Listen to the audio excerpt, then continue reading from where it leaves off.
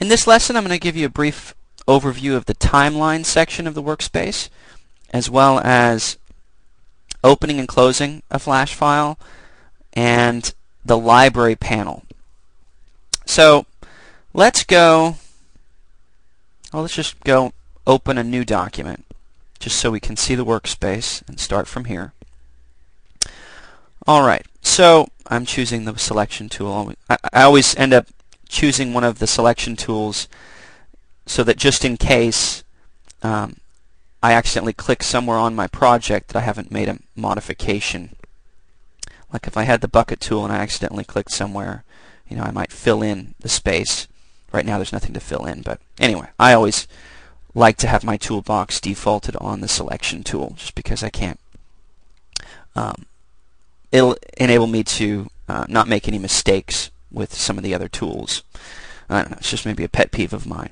In any case, sorry for going off topic. Let's go to File, Open.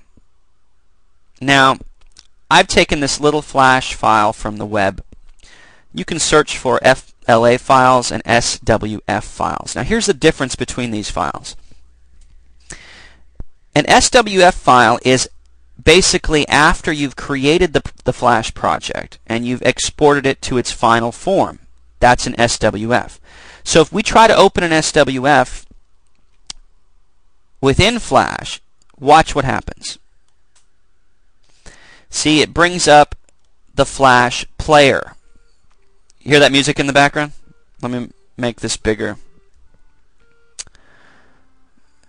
And if we go View, zoom in,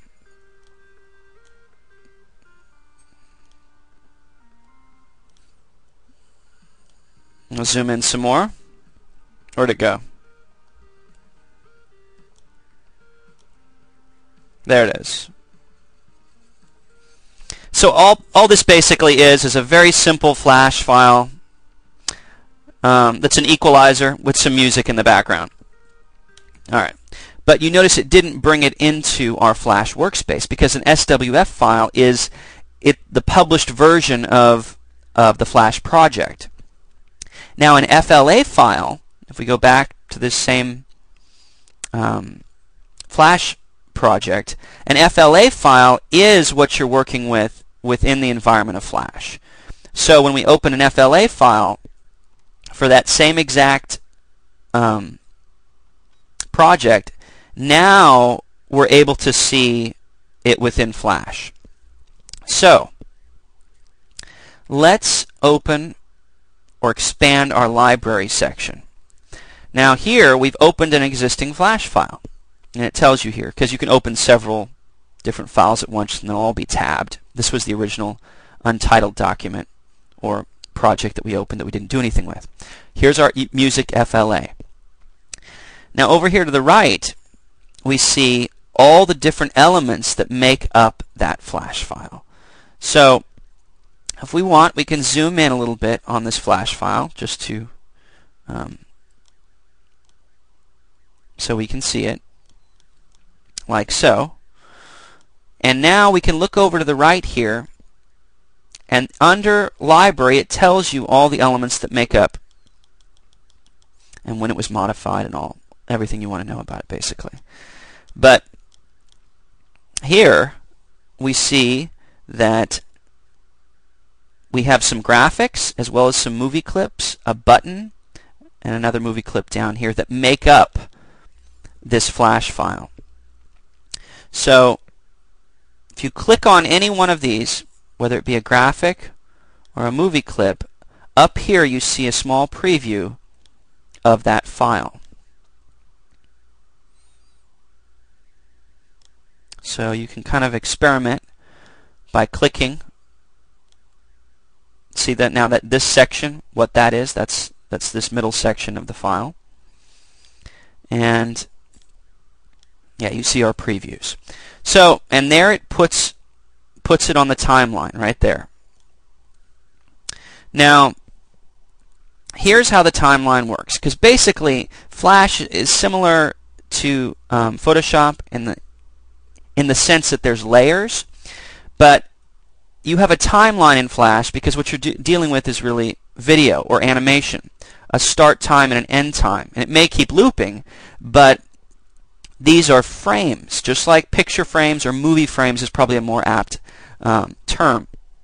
So as you click on each frame, it tells you down here, okay, current frame. If you hover over this section, we know that this is frame 20 over here. And right now, this particular flash animation is only 1 frame long. So when we insert when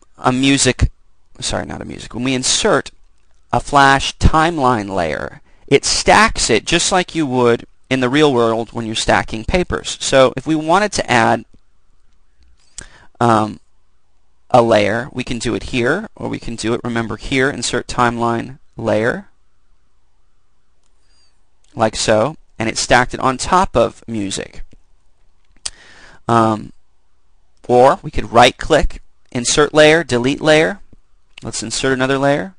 Or we can insert a layer here. There's just 100 different ways to do it. And I'm going to move this down so we can see some of those layers we've created. And just like in Photoshop, we can choose to hide layers, lock layers so you don't accidentally make changes to them. And remember, the bottom layer, once you stack something on top of it, so let's say you had your bottom layer was, let's say our equalizer that we saw with the moving up and down, but then we had layer 2 be a bird that was flying across while the equalizer was moving. Well, now that bird, or whatever that object would be over top of the equalizer that's moving, just as it sounds. A layer over top. So each layer that's stacked on top of the other, that animation hides wherever the object is over top the previous layer. So it's almost like having, it's like music tracks. Then this would be your drum track, and then you'd add something over top, and then something over top. Or like a Photoshop file where you have a canvas of blue, and then you add a little green circle over it. And that green circle then blocks out the blue depending on where it's sitting. So in the same way, the timeline works like that. You add different layers to the timeline, and then in the end, when you publish, everything will be condensed into one file that can be played. So it looks like, so it's like adding several movies and then mixing them down into one single movie when you're done.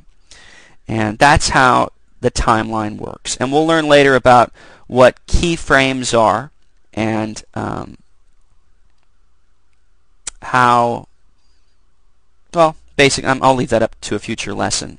But just keep in mind that that's how the timeline works, just the whole concept of layers within the timeline. And we'll get into this in further detail in future lessons.